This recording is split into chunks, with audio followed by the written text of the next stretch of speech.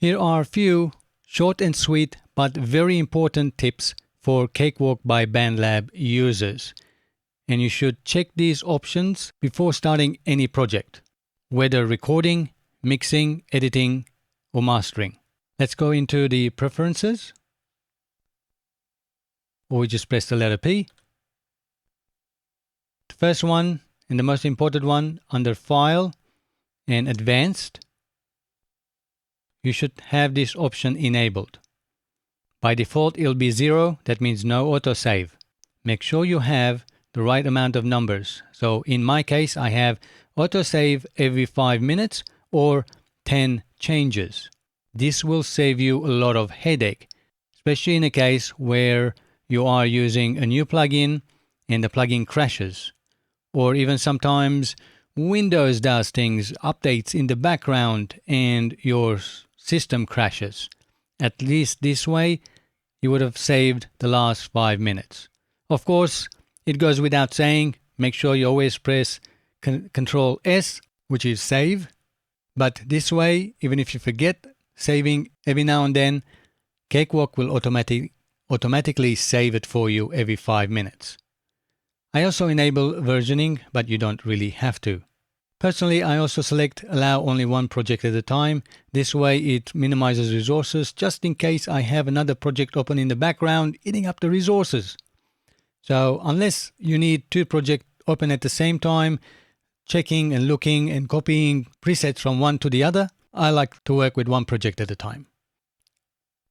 The other settings under the audio, I personally like to have always copy imported audio files.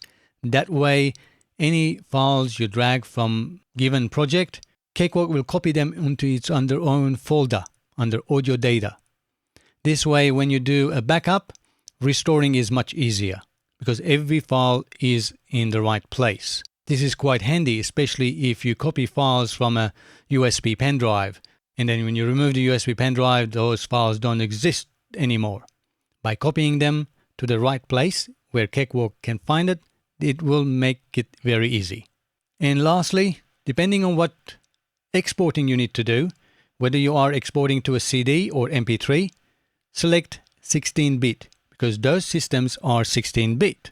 You don't really need to record 24-bit or higher and render in 24-bit or higher unless you're exporting in 24-bit. So if you are sending your master audio file to Apple Music, Spotify, and any other online streaming services, then record in 24-bit and export in 24-bit. But there's no point in recording in 24-bit and rendering to 16 to a CD or MP3 because that rendering will have artifacts due to deterring.